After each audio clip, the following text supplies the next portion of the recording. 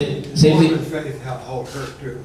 Mormon faith. And being a Mormon, absolutely, Herb, exactly so. So, you know, and there's been a lot written about what's going on in the Democrat and the Republican parties. It's been going on for a long time. You know, this battle against progressivism is a 100-year-old battle. And I know many of you know the history, and we won't have to talk about it tonight, but we have to recognize this is a long-term battle to take our country back, to reacquire the devotion to the traditional principles of liberty and freedom of religion, freedom of speech. The things that are going on in this country are incredible. I talked to someone today, and I'm not at liberty to really go too much into it, but a person who is being literally bullied by agencies of our federal government into shutting up. Because they don't want to hear them. They don't want to be challenged by the citizens. And we don't, we know about the IRS going after the liberty groups, right? We know about the EPA shutting down businesses.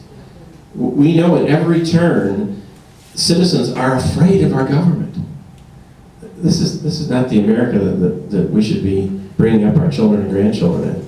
And frankly, it's the only reason I'm involved in politics at all, was because my dad lived to be 97. My sister Peg is here. Our dad lived to be 97. So I got a shot at getting into my 90s, I think. So when I'm in my 90s, if I'm not governor or something, and my great-grandchildren are asking me about what it was like before when the Bill of Rights actually meant something, when you could speak your mind without being ridiculed or worse, punished. What was it like? I don't want to be the guy that said, well, because the next question will be, well, Grandpa, why didn't you do something about it? I don't want to be the guy that says, well, I was too busy, chalking up my 401k or whatever. So, that's my motivation. I know, appreciative of the choir, that's everyone in this room would rather be out in their garden right now than listening to me talk, and I get that. So I appreciate your devotion, and I appreciate your commitment to liberty, and I certainly appreciate all that you did in this campaign, and we'll see what the future holds. So I say. Any other questions about the primary? I was unable to see you speak at the Heritage event last Thursday. I wanted to see what you had to say about. Couldn't help but wonder if you were only at David Bratt's position, you came so close to doing what he did. Is there a lesson there? Is there something that we should take a little bit of consolation in that, some hope, or is that just something that's not going to happen? And it was rare, as I understand. Tea Party candidates have not done well in the primaries across the country. Yes, well, there are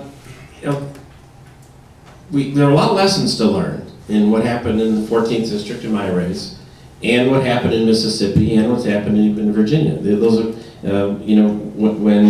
when Eric Cantor lost, right? That was a big surprise to folks. But it was because the Tea Partiers in Virginia were extremely active. And they worked it, and that's how he won, even though he didn't have as much money as the other guys. In the Bratt race, that was really the Republican Party on display, right? Because when the Republican Party campaigns saying protect your welfare, protect against racist activity of the Republican candidate, when the Republican campaigns touting all the principles of the Democratic Party, that's when you have to really question, what do these people really believe?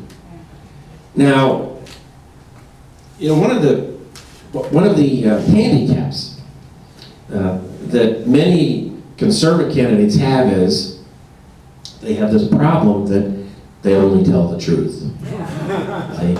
And some on the other side, including in our party, don't have that problem. I mean, I can show you flyers here that tell you that I'm not pro-life.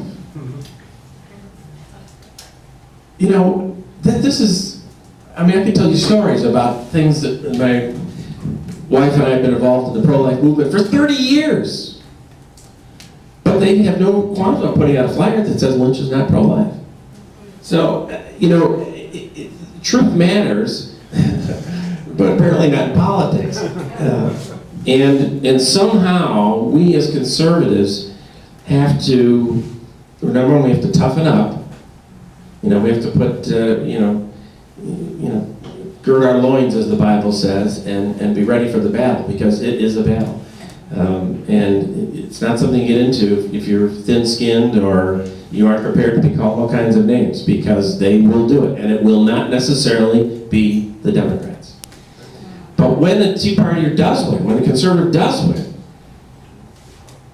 will the establishment Republican Party do what they have told us as conservatives to do in every election cycle, which is, well, okay, now we have to all get together, get behind our candidate, that's what we have to do. Might not have been your guy or your gal, but we're going to get behind them. Well, does the establishment do that? Or do they stand back and say, oh yeah, you won, good luck? Unfortunately, that's often the case. So we have to be very careful. Now, the other side of it, we also have to be smart. Right? What does the Bible say? We have to be Wise as serpents. Wise as serpents. Innocent as doves. And innocent as doves.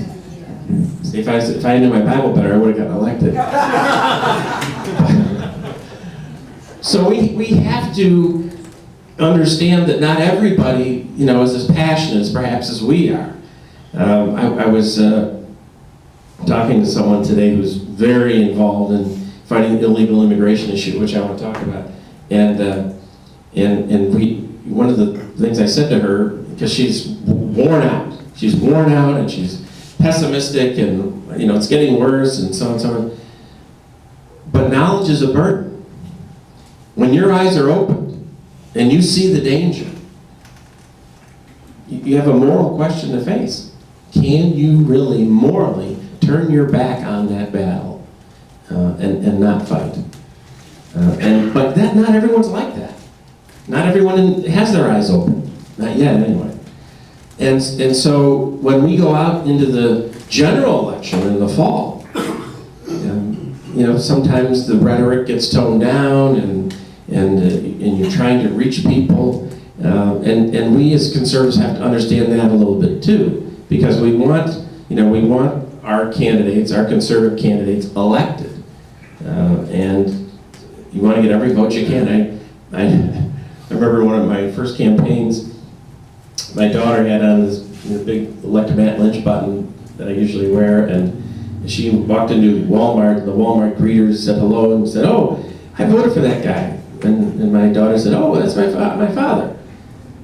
And she said, "Well, I voted for him because I saw his billboard. He has a nice smile."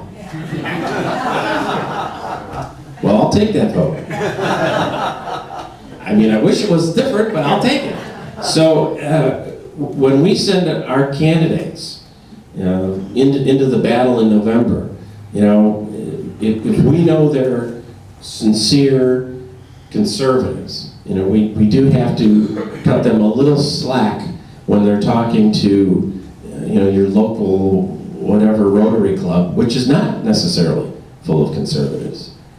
So be gentle on Kim Laurie or Skip Claypool or others who maybe don't have such fiery rhetoric. Now, it's also smarter. If I had less fiery rhetoric, maybe I would have won. I don't know.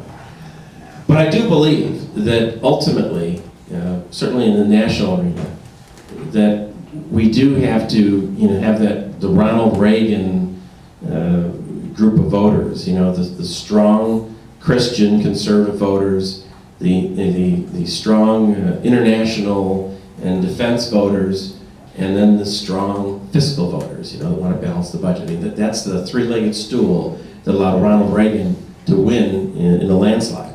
And I do believe that's a winning combination. The Republican establishment does not believe that's a winning combination. They believe that you moderate everything towards the middle, and then you get that 5%. The problem with that is that 5% goes back and forth every election, and so you end up really never being in control. So, okay, any other questions before I Move on a little bit? Yes, sure.